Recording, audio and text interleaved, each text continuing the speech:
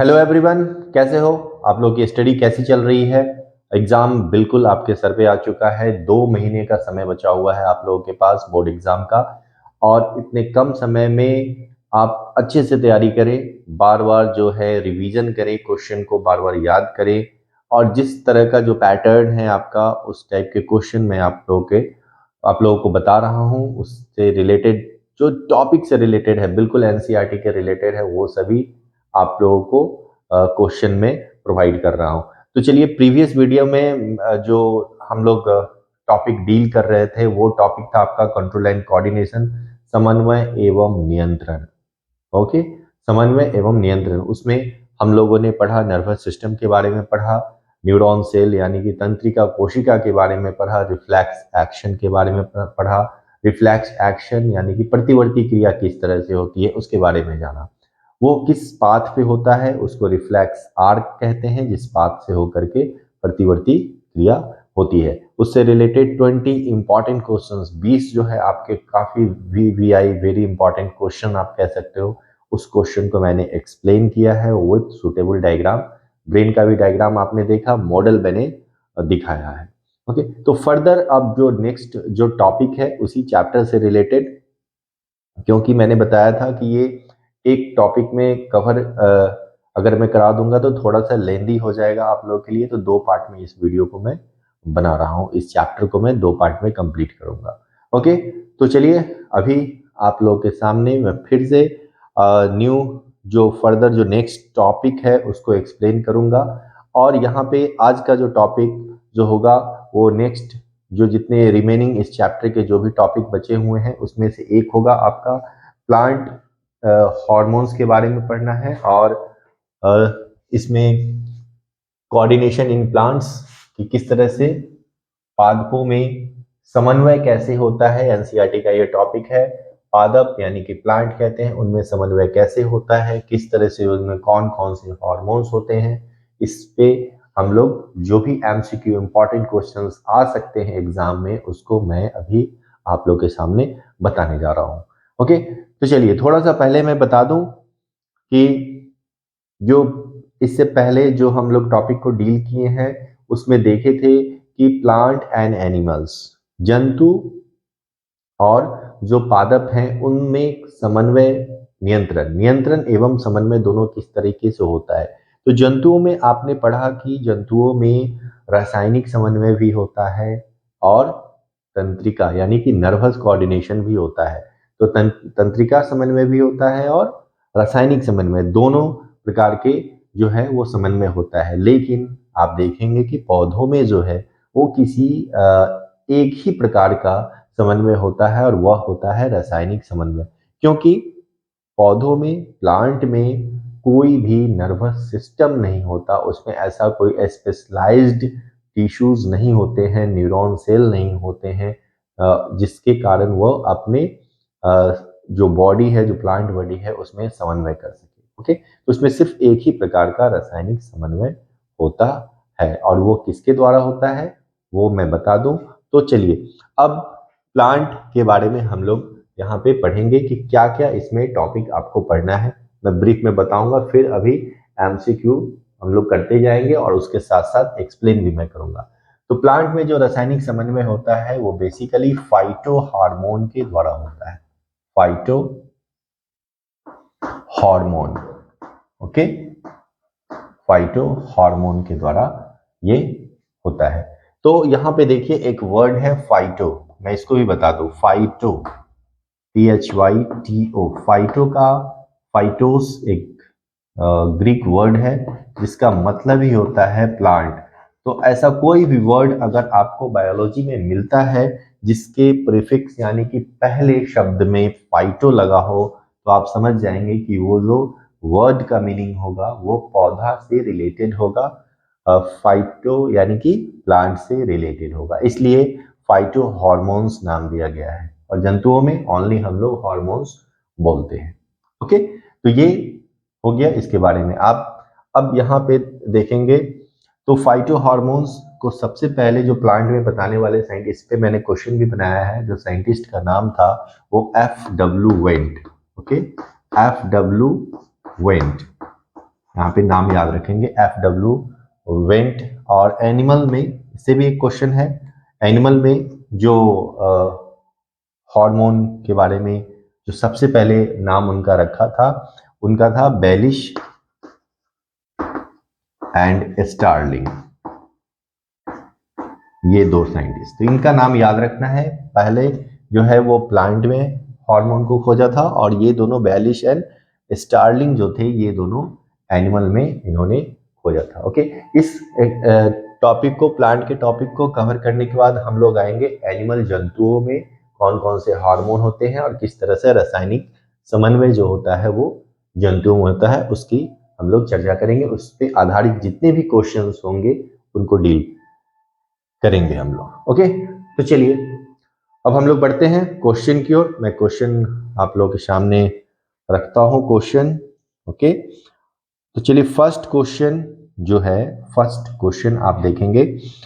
First question है कि एक ऐसा पौधा, ओके, एक ऐसा पौधा जो गति करता है। आपको इसमें बताना है कि एक ऐसे पौधे का नाम, इसमें ऑप्शन में दे रहा हूं, जो गति करता है, निम्नलिखित में से इसका उदाहरण कौन सा होगा। पहला गुलाब, छुई मुई, कमल, गेंदा। ओके, तो गुलाब रोज का पौधा होगा, छुई me touch me not plant, Kamal lotus होगा, या गेंदा मैरीगोल्ड होगा। तो इसमें कौन सा ऐसा प्लांट है जो गति करता है। प्लांट, यहाँ गति का मतलब है कि जिसके जो लीफ यानी कि पत्ता जो होते हैं ड्रूप कर जाते हैं। ओके, यानी कि थोड़ी देर के लिए जो है वो सिकुड़ जाते हैं। तो छुई मुई आपने देखा होगा, कितने ऐसे बच्चे हैं जो आप लोगों ने छुई मुई का प्लांट को देखा होगा। इस पे मैंने एक शॉर्ट्स बनाया है, आप देखेंगे, आप जाकर के उसमें देख सकते हैं मेरे शॉर्ट्स वीडियो में। वो ऑलरेडी उस शॉर्ट्स को मैंने खुद से शूट किया था। और उस इसका आंसर, पहले मैं इसका आंसर बता दूं फिर मैं उस स्टोरी पे मैं आता हूं कि एक ऐसा पौधा जो गति करता है। तो छुई मुई का पौधा को आप जैसे ही टच करोगे उसके लीफ जो है वो ड्रूप हो जाते हैं, यानी कि सिकुड़ जाते हैं। ओके, तो इसका आंसर होगा छुई मुई। टच मी नॉट प्लांट, इससे रिलेटेड आप देखेंगे कभी कभी क्या होता है, इसका साइंटिफिक नेम भी पूछा जाता है। तो scientific name touch me not plant का उस वीडियो में भी मैंने लिखा है, मिमोसा, मीमोसा पुडिका। ये टच मी नॉट प्लांट का साइंटिफिक नेम है, इसको भी आप याद रख सकते हैं।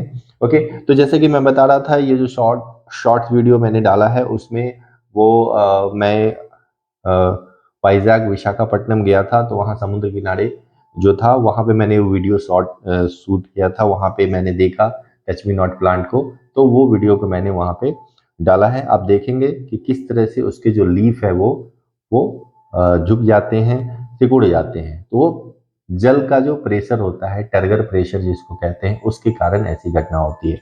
ओके, डिटेल में मैं चैप्टर में पढ़ाऊंगा इसको। तो इसका आंसर जो होगा वो छुई मुई का पौधा होगा। इसको याद कर ले, छुई मुई का पौधा, टच मी नॉट प्लांट, इसको लाजवंती भी कहते हैं। बोलचाल की भाषा में आप कहें तो लाजवंती इसको कहा जाता है। ओके, नेक्स्ट क्वेश्चन है, पादप में कितनी प्रकार की गतियां पाई जाती हैं। अब देखिए पादप में, तो ये उसी से रिलेटेड है। पादप में जो फर्स्ट क्वेश्चन है उसी से ये भी क्वेश्चन रिलेटेड है। तो पौधों में यानी कि प्लांट में कितनी टाइप के मूवमेंट पाए जाते हैं। ऑप्शन है आपका 3, 2, 4 या 5। तो कितने प्रकार की, तो 2 प्रकार की गतियां जो आपके बुक में लिखी हुई है, वो 2 प्रकार की गतियां लिखी हुई हैं। वो आपका होता है, एक होता है वृद्धि पर आश्रित, एक ऐसा मूवमेंट जिसके कारण जो है ग्रोथ हो जाए, ऐसा मूवमेंट, ऐसी गति, पौधों की ऐसी गति जिसके कारण ग्रोथ होता है। ओके, वो, और दूसरा है वृद्धि से मुक्त, और दूसरा जिसमें मूवमेंट, जैसे छुई प्लांट में आप देखो, छुई प्लांट के जो पत्ते हैं वो गति करते हैं, जैसे ही आप छुओगे तो वो मूव करके नीचे की ओर चला जाएगा, लेकिन उसमें कहीं से ग्रोथ नहीं होता है। ओके, कहीं से भी ग्रोथ नहीं होता है। तो 2 प्रकार की गतियां इसमें पाई जाती हैं। आप एक नाम आप लिख सकते हैं, एक है वृद्धि पर आश्रित और दूसरा होता है वृद्धि से मुक्त, जिसको इंग्लिश में नास्टिक मूवमेंट बोलते हैं। ओके, नास्टिक मूवमेंट कहा जाता है। उस वीडियो में मैंने क्लियरली लिखा है इसको। तो सिंपल क्वेश्चन है ये, इस पर 2 याद रखेंगे। क्वेश्चन नंबर नेक्स्ट 3 पे चलते हैं। पौधों के भागों का बाह्य उद्दीपन की दिशा में, पौधों के भागों का यानी कि प्लांट है कोई, और प्लांट के जो पार्ट्स होते हैं जैसे स्टेम, लीफ, बाह्य उद्दीपन यानी कि बाहर से कोई ऐसा कारक जो उसमें गति कर दे, बाह्य उद्दीपन की दिशा में गति करना कहलाता है। ओके, यानी कि इस पे एक्टिविटी दिया हुआ है, क्रियाकलाप दिया हुआ है एक, कि अगर आप एक प्लांट को, पौधा को लगा देते हैं और खिड़की, विंडो पे आप खिड़की के पास रख देते हैं जहां सूर्य की रोशनी आती है, वहां पे आप रख देंगे तो उसका मूवमेंट सूर्य की रोशनी की तरफ हो जाएगा। तो ये जो प्रोसेस है इसको क्या कहते हैं, वही यहाँ पे लिखा हुआ है इस क्वेश्चन में कि पौधों के भागों का बाह्य उद्दीपन की दिशा में गति करना कहलाता है परावर्तन, अपवर्तन, अनुवर्तन, कोई नहीं। ओके, मैं फिर से एक बार जो है ऑप्शन को रिपीट करता हूं। परावर्तन यानी कि रिफ्लेक्शन, अपवर्तन रिफ्रैक्शन, अनुवर्तन ट्रॉपिज्म, इनमें से कोई नहीं। इसका आंसर क्या हो जाएगा? इसका आंसर यहाँ पे होगा ट्रॉपिज्म, जिसको हिंदी में अनुवर्तन कहते हैं। अनुवर्तन एक ऐसी घटना है जिसमें आप कहेंगे कि पौधों के जो पार्ट्स होते हैं, यानी कि जड़ हो गया, रूट, स्टेम, लीफ, इन सभी का जो मूवमेंट होता है वह किसी न किसी कारक की ओर होगा। जैसे अभी मैंने बताया कि जो सूर्य प्रकाश की ओर प्ररोह यानी कि तना का जो है वह मूवमेंट कहलाता है, क्या? ट्रॉपिज्म कहलाता है। ओके, तो ये ट्रॉपिज्म कहलाएगा, तो इसका आंसर हो जाएगा अनुवर्तन। ओके, नेक्स्ट क्वेश्चन, रसायनानुवर्तन यानी कि केमोट्रॉपिज्म, इसको इंग्लिश में कहेंगे केमोट्रॉपिज्म। इसको मैं लिखता हूं।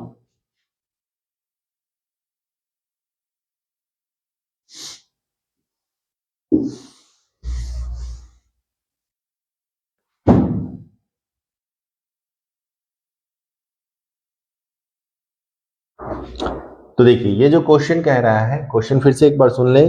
रसायनानुवर्तन, हिंदी में इसका नाम है रसायनानुवर्तन, यानी कि केमोट्रॉपिज्म। इंग्लिश हिंदी दोनों में क्वेश्चन आपके रहेंगे, आप दोनों में समझ सकते हैं। तो केमोट्रॉपिज्म नाम से क्लियर है, हिंदी में भी रसायनानुवर्तन यानी कि रसायन से रिलेटेड है, तो का उदाहरण है। तो इसमें देखेंगे ये सभी किसके पार्ट्स हैं? ट्रॉपिज्म। अभी मैंने बताया कि अनुवर्तन के ही ये सारे टाइप्स हैं जिसमें रसायनानुवर्तन आ रहा है। एक उदाहरण है जड़ का पृथ्वी के अंदर जाना, तना यानी कि प्रारोह का प्रकाश की ओर मुड़ना, पराग नलिका का विजांड की ओर वृद्धि करना, इनमें से कोई नहीं। ओके, ऑप्शन फिर से सुनेंगे कि रूट का यानी कि जड़ का जो है टूवर्ड्स ग्रेविटेशन यानी कि पृथ्वी के अंदर की ओर मूवमेंट करना, प्रारोह यानी कि स्टेम का सनलाइट की तरफ मूवमेंट करना, पराग नलिका का यानी कि पॉलन ट्यूब जो होते हैं विजांड की ओर वृद्धि करना, वो ओव्यूल की ओर जो मूवमेंट होता है। यानी कि आप देखेंगे इस क्वेश्चन को, तो इस क्वेश्चन में आप ये जो है पूरा मादा जनांग है पौधा का, जिसको बोलते हैं female reproductive part of plant, इसको कहा जाता है। ये वर्तिकाग्र यानी कि स्टिग्मा होता है। ओके, ये स्टिग्मा, यहीं पे आकर के जो है पॉलन ट्यूब बनता है। तो पॉलन ट्यूब बनेगा और ये विजांड यानी कि ओव्यूल की तरफ मूवमेंट करेगा। तो यहाँ पे केमिकल है, केमिकल की तरफ मूव करता है, इसी को बोलते हैं केमोट्रॉपिज्म का ये यहाँ पे आपका उदाहरण है। ओके, केमोट्रॉपिज्म का उदाहरण ये बेस्ट हो गया, आप ऐसे समझ सकते हैं। तो इसका आंसर हो जाएगा पराग नलिका, इसको पराग नलिका बोलते हैं।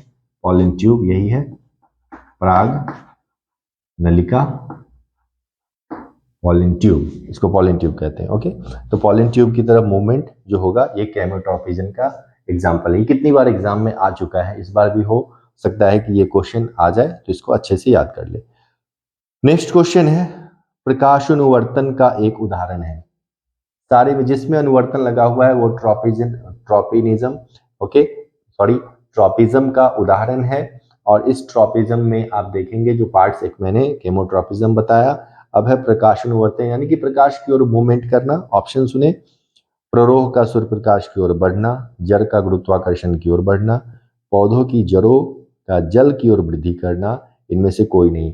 तो सिंपल है, जो पौधे जो होते हैं, जो प्लांट होते हैं, उनका प्रकाश की ओर मूवमेंट करना जो है वो प्रकाशानुवर्तन कहलाता है, फोटोट्रॉपिज्म कहलाता है। ओके, क्या कहलाएगा? फोटोट्रॉपिज्म। मैं सबका यहाँ नाम भी लिख देता हूं। पहला केमोट्रॉपिज्म था, इसको कहते हैं फोटोट्रॉपिज्म। देखिए सेकंड नंबर आपका है फोटोट्रॉपिज्म। ओके, चलिए नेक्स्ट क्वेश्चन पे आते हैं। पौधों की जड़ों का पृथ्वी की गुरुत्व की दिशा में वृद्धि करना कहलाता है। यह भी एक ट्रॉपिज्म का उदाहरण है। प्रकाशानुवर्तन, गुरुत्वानुवर्तन, रसायनुवर्तन, जलानुवर्तन। ओके, तो ये आपका कहलाएगा क्या? ऑप्शन इसका गुरुत्वानुवर्तन इसको कहेंगे। ओके, जियोट्रॉपिज्म, जियोट्रॉपिज्म यानी कि जो जड़ होती हैं, जड़ें जो होती हैं वो ग्रेविटी यानी कि गुरुत्व जो होते हैं उनके ग्रेविटी के टूवर्ड्स ग्रेविटी नीचे की ओर ये वृद्धि करता है, इसलिए इसको कहते हैं जियोट्रॉपिज्म, गुरुत्वानुवर्तन कहा जाता है। ओके, नेक्स्ट क्वेश्चन है, जब वृद्धि करता पादप प्रकाश को संसूचित, ओके, नेक्स्ट क्वेश्चन है कि जब वृद्धि करता पादप प्रकाश को संसूचित करता है, संसूचित का मतलब होता है डिटेक्ट करता है, यानी कि उसको समझता है, यूं कहो इसको पहचानता है, डिटेक्ट करता है, एक हार्मोन का निर्माण होता है। ओके, एक हार्मोन का निर्माण होता है जो प्ररोह के अग्रभाग, इसको मैं डायग्राम में समझाता हूं इस क्वेश्चन को, तभी आपको ये समझ में आएगा।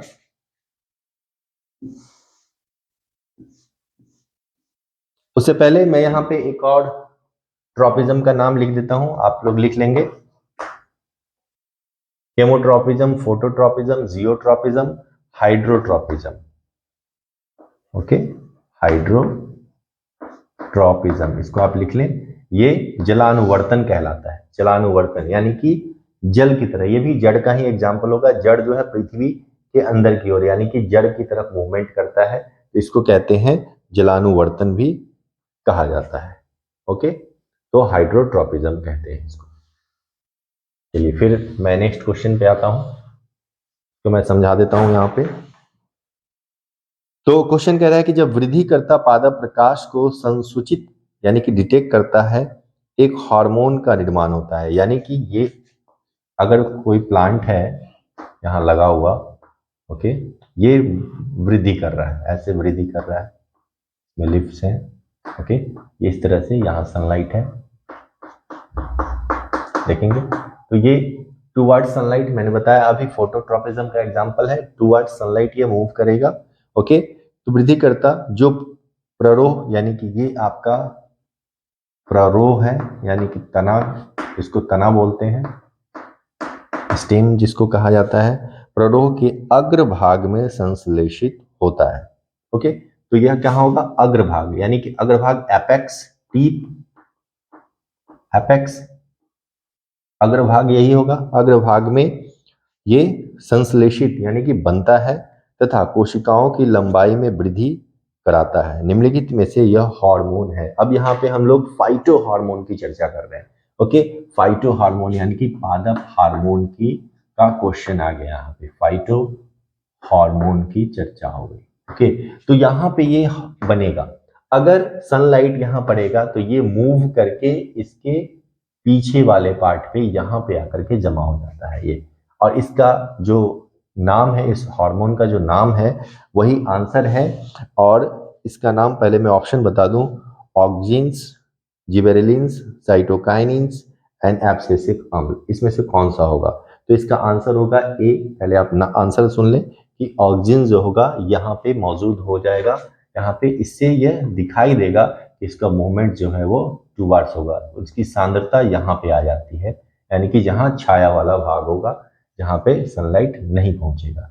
ओके, तो यहाँ पे ऑक्सिन बनेगा, इस पोर्शन पे हो जाएगा। तो इसका आंसर हो जाएगा ऑक्सिन्स जो है, और ये वृद्धि कराता है। अगर क्वेश्चन में आता है कि ऑक्सिन का क्या काम है, तो वृद्धि कराता है।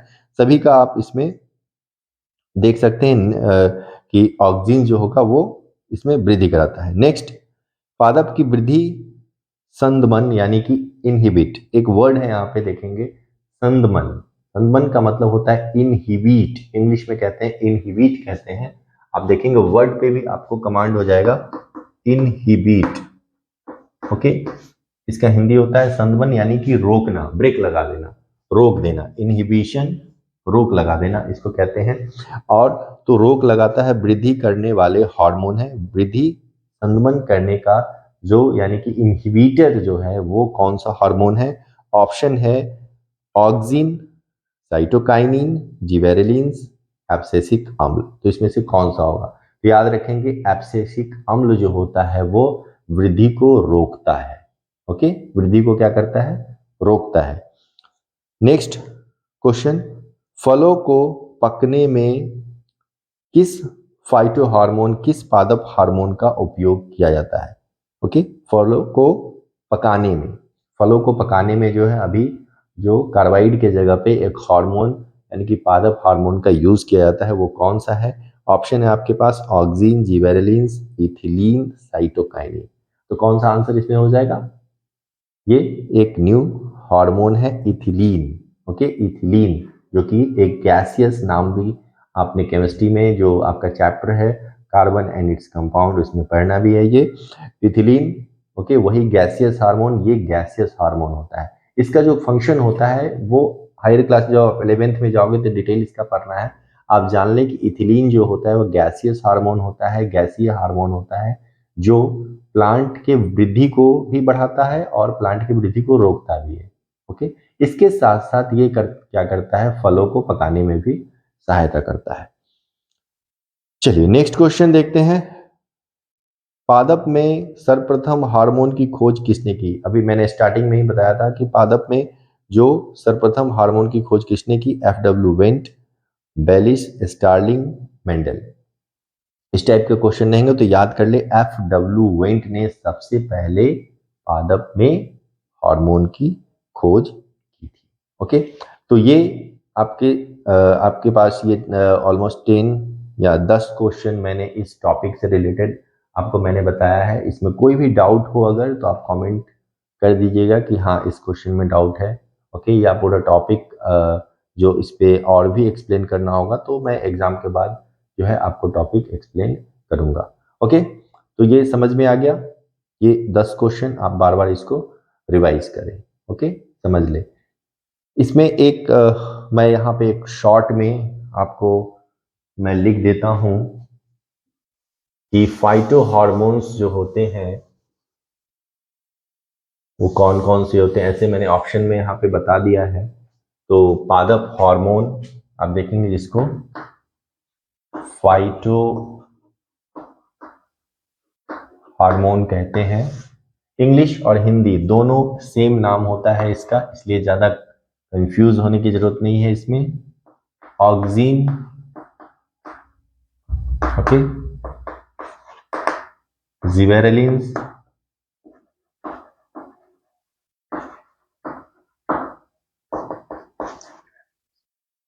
तीसरा आपका हो जाएगा साइटोकाइनिन्स, चौथा आपका हो जाएगा एब्सिसिक अम्ल, एब्सिसिक एसिड,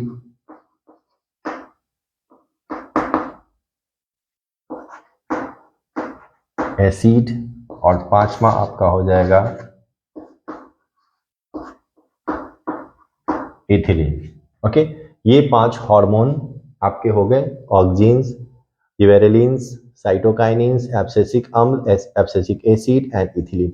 इसमें से पहले 3 जो हार्मोन होते हैं आप इसको याद रख लें, पहले 3 हार्मोन जो होते हैं वो प्लांट ग्रोथ प्रमोटर होते हैं, पीजीपी आप कह सकते हो, प्लांट ग्रोथ प्रमोटर, यानी कि पौधों में वृद्धि सहायक होते हैं। इसको हिंदी में कहेंगे पौधों में वृद्धि के जो सहायक होते हैं, जो सहायता करते हैं पौधों में वृद्धि को प्रमोट करते हैं, उनको ये 3 हार्मोन्स कहा जाता है। ये वाला हार्मोन जो है अभी मैंने बताया, ये इनहिबिट करता है यानी कि वृद्धि को रोकता है। पतझड़ यानी कि पतझड़ का जब मौसम आप देखोगे, पत्ते का गिरना, ये इन्हीं हार्मोन के कारण होता है। इथिलीन ये फलों को पकाने में सहायता करता है। ओके, तो इसका आप पांचों का नाम याद रखेंगे। कोई भी क्वेश्चन आता है इससे रिलेटेड तो आप इजीली उसको बता सकते हो। ओके, तो चलिए अब हम लोग मूव करेंगे नेक्स्ट टॉपिक, जंतु हार्मोन की तरफ। जंतुओं में हार्मोन कौन कौन सा होता है, उससे कौन कौन से क्वेश्चन आपके आ सकते हैं। ओके, तो चलिए देखिए, पहले इस एक डायग्राम को समझ लेते हैं कि ये ह्यूमन बॉडी है। ओके, ये ह्यूमन बॉडी आप यहाँ पे देखें, और इसमें जो हार्मोन जो निकालने वाले जो ग्रंथियां हैं, वो जो ग्लैंड्स हैं, वो पूरा सिचुएटेड है। ओके, तो आप देखें यहाँ पे सबसे पहले स्टार्ट करते हैं हेड रीजन से। हमारा जो हेड रीजन है यानी कि मस्तिष्क वाला जो पार्ट है, ये मस्तिष्क। तो इस मस्तिष्क में आप देखेंगे मस्तिष्क वाले पार्ट पे कौन कौन से ग्लैंड है। तो यहाँ पे आप देख रहे हैं 3 ग्लैंड यहाँ पे दिया हुआ है। पीनियल, पिट्यूटरी जिसको पीयूष ग्रंथि भी बोलते हैं, हाइपोथैलेमस, 3 ग्रंथि यहाँ पे दिया हुआ है। आप देखेंगे पीनियल ग्लैंड का हिंदी भी पीनियल ही में लिखा हुआ मिलेगा आपको। पिट्यूटरी को पीयूष ग्रंथि बोलते हैं, हाइपोथैलेमस को हाइपोथैलेमस ही लिखा हुआ मिलेगा। ओके, तो ये 3 जो होता है आपको, ये हेड रीजन में पाए जाते हैं। ये वाले इस रीजन में जो पाए जाने वाले जो ग्रंथि होंगे उसको कहते हैं pineal gland, pituitary gland and hypothalamus gland. इसमें आप इस पोर्शन में देख सकते हैं, तो पीनियल ग्लैंड जो होता है वो कॉर्पस कोलेशम, इससे पहले वाला जो पार्ट था उसमें मैंने बताया था कि एक तंत्रिका बैंड होता है, जिससे दो जो ब्रेन के जो 2 पार्ट होते हैं वो आपके अटैच होते हैं, जो मैंने मॉडल में आप लोगों को दिखाया था। एक बार फिर से मैं अभी दिखा देता हूं कि बिल्कुल कोई भी डाउट नहीं रहे। ओके,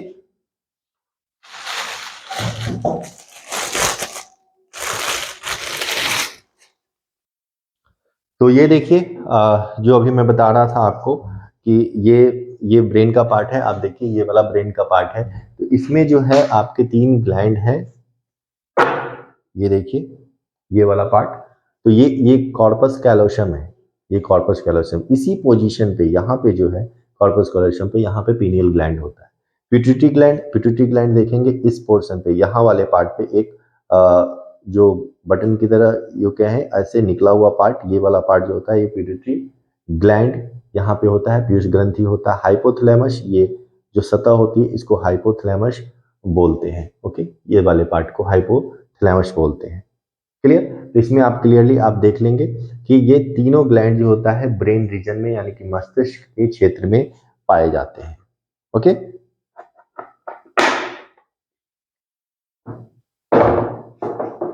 नेक्स्ट जब हम थोड़ा नीचे आएंगे गर्दन के पास, नेक रीजन में आएंगे, तो यहाँ पे जो ग्लैंड होता है वो थायराइड ग्लैंड होता है। थायराइड ग्लैंड यहाँ पे पाया जाता है। काफी इंपॉर्टेंट ग्लैंड है, इससे कितनी बार क्वेश्चन पूछा जा चुका है। इससे जो हार्मोन निकलता है उसका नाम थायरॉक्सिन है। Okay, thyroxine. कौन कौन से ग्लैंड से कौन से हार्मोन निकलते हैं वो एमसीक्यू में हम लोग एक्सप्लेन कर लेंगे। उससे रिलेटेड क्या प्रॉब्लम होता है उसको भी एक्सप्लेन कर लेंगे, मैंने ऑलरेडी क्वेश्चन बना रखा है। ओके, ठीक इसके नीचे जब आएंगे, ये थाइमस ग्लैंड, ये हायर क्लास में आपको इसका डिटेल पढ़ना है, जो कि बच्चों में ही सिर्फ पाया जाता है। उसके बाद इस पे अभी रिसर्च चल रहा है, अभी भी रिसर्च इस पे जारी है। थाइमस ग्लैंड सिर्फ आप नाम याद रख सकते हैं। ओके, इसके नीचे जब हम आएंगे एब्डोमिनल, ओके, एब्डोमिनल पोजीशन में, एब्डोमिनल रीजन में जब हम आते हैं इस रीजन में, तो यहाँ पे देखेंगे, यहाँ पे क्या होता है, किडनी होता है, जो कि एक्सक्रीशन उत्सर्जन चैप्टर में मैंने बताया था। और किडनी के ऊपर एक ग्लैंड होता है जिसको एड्रिनल ग्लैंड, काफी नाम सुना होगा आपने, एड्रिनल ग्लैंड कहा जाता है। अभी मैं आपको दिखाता हूं मॉडल में। तो ये देखिए, ये किडनी का स्ट्रक्चर है, model of kidney.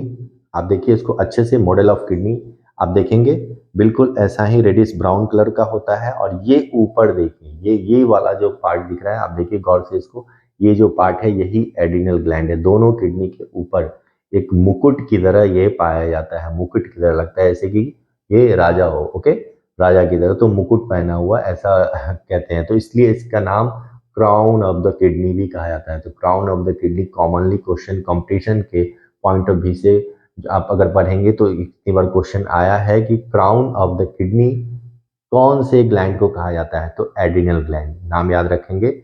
Adrenal gland is known as crown of the kidney, okay, यानी कि राजा का मुकुट। राजा का मुकुट किस ग्लैंड को कहते हैं, तो एडिनल ग्लैंड को कहते हैं। इससे एक हार्मोन स्रावित होता है जिसको इमरजेंसी आपातकालीन हार्मोन कहते हैं, और इसी के नाम से रिलेटेड है, वो है adrenaline hormone, okay, adrenaline hormone कहा जाता है। तो चलिए क्वेश्चन पे हम लोग आते हैं। अब इसके बीच में आप देखेंगे यहाँ पे अग्न्याशय यानी कि पैंक्रियाज, ये भी एक ग्लैंड है। अभी जो हम लोग ग्लैंड पढ़ रहे हैं ये अंतःस्रावी ग्लैंड है, यानी कि इंडोक्राइन ग्लैंड्स के बारे में पढ़ रहे हैं। पैंक्रियाज दोनों होता है, बट इसके अंदर एक आइलेट ऑफ लैंगरहैंस होता है जो इंसुलिन का स्रवण करता है, सिक्रीशन करता है, ओके, इसलिए इसको इंडोक्राइन सिस्टम में डाला गया है, अग्न्याशय यानी कि पैंक्रियाज। ये किडनी भी हो गया। अब इसके नीचे आते हैं तो देखते हैं गोनैड पाया जाता है। एक गोनैड को वृषण यानी कि इसको, ये टेस्टिस जो कि मेल यानी कि नर में पाया जाता है। टेस्टिस इस पोजीशन पे देखेंगे, ये testis, a pair of testis. इसका डिटेल हम लोग नेक्स्ट चैप्टर में जीवों में जन्म कैसे होता है उसमें इसका एक्सप्लेनेशन अच्छे से करेंगे। और यहाँ मैंने बनाया है बगल में फीमेल रिप्रोडक्टिव सिस्टम जिसमें ओवरी अंडाशय होता है। ये दोनों भी जो होते हैं इंडोक्राइन अंतःस्रावी ग्रंथि के अंतर्गत आते हैं, ओके। तो चलिए एक बार फिर से आप इसको देख लें कि कौन कौन से ग्लैंड है और इससे निकलने वाले जो हार्मोन्स हैं उसकी चर्चा मैं अभी क्वेश्चन में करूंगा, ओके। तो यहां से देख ले, ऊपर से देखेंगे तो ये हेड से लेकर के नीचे एब्डोमिनल रीजन तक आप देखेंगे तो सभी ग्लैंड इंडोक्राइन ग्लैंड हमारे अंतःस्रावी ग्रंथि जो है वो सिचुएटेड है, पाए जाते हैं, ओके। एक बार फिर से आपको याद दिला दूं मैं, आप याद रखेंगे कि हेड रीजन में 3 ग्लैंड होते हैं, pineal gland, hypothalamus gland, Piyush ग्रंथि, पिट्यूटरी ग्लैंड। नेक रीजन में यहाँ पे देखें, इस रीजन में आप देखेंगे यहाँ पे thyroid gland, okay, thyroid gland होता है यहाँ पे। उसके ठीक पीछे पाराथायराइड ग्लैंड भी पाया जाता है, नाम याद, हायर क्लास में इसका डिटेल सब पढ़ना है। पाराथायराइड थोड़ा सा नीचे हार्ट के पास आएंगे, इस पोजीशन पे देखिए यहाँ पे थाइमस ग्लैंड जो कि सिर्फ बच्चों में पाया जाता है, उसके बाद ये नॉन फंक्शनल हो जाता है, इसकी कार्य करने की क्षमता खत्म हो जाती है। उसके नीचे आएंगे पैंक्रियाज है जो कि इस रीजन में पाया जाता है। किडनी वृक्क पे के ऊपर मैंने बताया जिसको राजा का मुकुट भी कहते हैं, crown of the kidney adrenal gland होता है। और यहाँ पे टेस्टिस एंड ओवरी दोनों गोनैड्स होते हैं, जनांग होते हैं, जिसमें जिसका इसका हिंदी होता है वृषण और इसका अंडाशय, ये दोनों भी अंतःस्रावी ग्रंथियां होती हैं, ओके, क्लियर। चलिए अब हम लोग क्वेश्चन को बनाते हैं, कौन कौन से क्वेश्चन इंपॉर्टेंट इस टॉपिक से रिलेटेड कौन कौन से क्वेश्चन आ सकते हैं, चलिए वो देखते हैं, ओके।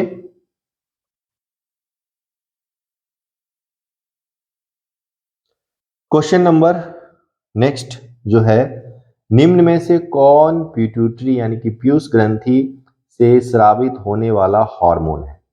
ऑप्शन थायरॉक्सिन, एंड्रोजेन, वृद्धि हार्मोन, इंसुलिन।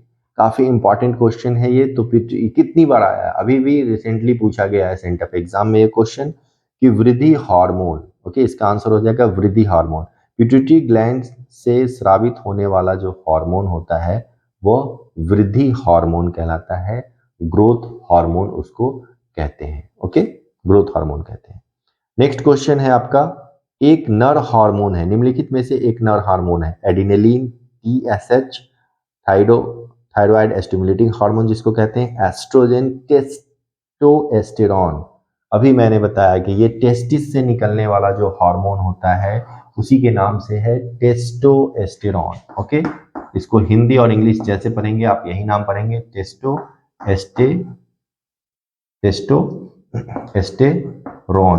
टेस्टोस्टेरोन इसको कहा जाता है। ओके, टेस्टोस्टेरोन के नाम से जाना जाता है, जिसको नर हार्मोन कहते हैं, मेल हार्मोन कहा जाता है। ओके, इसके बाद नेक्स्ट क्वेश्चन है आपका, एक मादा हार्मोन है, तो इसमें से मादा हार्मोन कौन है? FSH, TSH, estrogen, oxytocin. तो एस्ट्रोजन, ओवरी से जो हार्मोन निकलता है वो एस्ट्रोजन होता है, और टेस्टिस से जो हार्मोन निकलता है वो टेस्टोस्टेरोन होता है। ओके, इसका डिटेल नेक्स्ट चैप्टर में हम लोग पढ़ेंगे, अभी सिर्फ आपको नाम याद रखना है। नेक्स्ट क्वेश्चन है, इंसुलिन की कमी से होने वाली बीमारी है। इंसुलिन, तो इंसुलिन की कमी से होने वाली बीमारी ग्वाइटर, डायबिटीज, क्रेटिनिज्म, बौनापन। तो इंसुलिन नाम काफी फेमस है, मधुमेह जिसको कहते हैं। तो इंसुलिन एक हार्मोन है जो निकलता है आपका पैंक्रियाज से। सिंपली 10th लेवल पे आपको सिर्फ पैंक्रियाज नाम याद रखना है, तो पैंक्रियाज से निकलता है, और इसकी कमी अगर हो जाएगी तो हमारे रक्त में, हमारे रुधिर में ग्लूकोज यानी कि शुगर की मात्रा बढ़ जाएगी, जिसके कारण मधुमेह बीमारी हो जाती है। ओके, निम्नलिखित में से आपातकालीन हार्मोन कौन सा है? अभी मैं बताया इसका, oestrogen and adrenaline, testosterone, insulin. Clear है? एडिनेलिन फट से आंसर आप लोग दे सकते हो, आपातकालीन इमरजेंसी हार्मोन कहा जाता है। नेक्स्ट क्वेश्चन, हमारे शरीर में कार्बोहाइड्रेट, प्रोटीन तथा फैट का उपापचय यानी कि मेटाबॉलिज्म निम्नलिखित में से किस हार्मोन के द्वारा होता है? तो ये हार्मोन होता है आपका कौन सा? ऑप्शन सुने, एडिनेलिन, मेलाटोनिन, थायरॉक्सिन, ADH। ये हार्मोन होता है थायरॉक्सिन, जो कि थायराइड ग्लैंड से निकलता है। वह हमारे शरीर में कार्बोहाइड्रेट, प्रोटीन और वसा यानी कि फैट के मेटाबॉलिज्म में काफी अच्छे से हेल्प करता है। ओके, नेक्स्ट क्वेश्चन है, जंतु हार्मोन का नाम देने वाले वैज्ञानिक का नाम क्या है? मैंने इसको बताया था, पहले भी बता दिया था। तो Baelish and Starlink, Morgan and Mendel, Newton, FW went, इसका पहले भी मैंने बताया था, एक्सप्लेन कर दिया था। तो बेलिश एंड स्टार्लिंग जो है इसका आंसर हो जाएगा। तो नेक्स्ट क्वेश्चन पे आते हैं हम लोग, पीनियल ग्लैंड से स्रावित होने वाले हार्मोन का नाम क्या है? पीनियल ग्लैंड, ऑप्शन है melatonin, ADH, thyroxine, estrogen. Okay, तो जस्ट अभी मैं बताया कि जो ग्लैंड है, यहाँ पे देखिए पीनियल ग्लैंड, इससे स्रावित होने वाला हार्मोन कौन सा होगा? तो इससे स्रावित होने वाला हार्मोन जो होगा वो मेलाटोनिन होगा। ओके, मेलाटोनिन जो कि हमारे शरीर में जो पिगमेंट है उसमें ये सहायता करता है कि शरीर का जो स्किन आप देखेंगे, इस स्किन के ऊपर मेलाटोनिन का सिक्रीशन ज्यादा हो जाएगा। धूप में अगर आप चलेंगे तो इसका सिक्रीशन ज्यादा हो जाता है, जिसके कारण कलर डाउन हो जाता है, रंग जो है वह थोड़ा डाउन हो जाता है, इसी के कारण होता है। एक और क्वेश्चन है जो कि अभी सेंटर आपके एग्जाम में अभी पूछा गया है, सोमैटोस्टैटिन है, सोमैटोस्टैटिन है आपातकालीन हार्मोन है। तो अभी आपातकालीन तो होगा नहीं क्योंकि एड्रिनलिन को कहते हैं। वृद्धि हार्मोन है, वृद्धि हार्मोन भी नहीं होगा क्योंकि वो पिट्यूटरी ग्लैंड से निकलता है।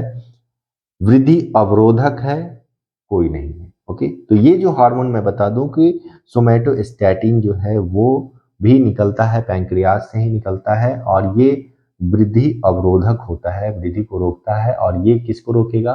तो जो इंसुलिन और ग्लाइकोजन का जो सिक्रीशन होता है उसको ये रोकता है, यानी कि वृद्धि अवरोधक होता है। ओके, चलिए नेक्स्ट क्वेश्चन, लास्ट क्वेश्चन है, यौवना आरंभ यानी कि एडोलेसेंस, क्लास 8 में ये चैप्टर ही था कि यौवना आरंभ निम्नलिखित में से किन हार्मोनों के द्वारा होता है?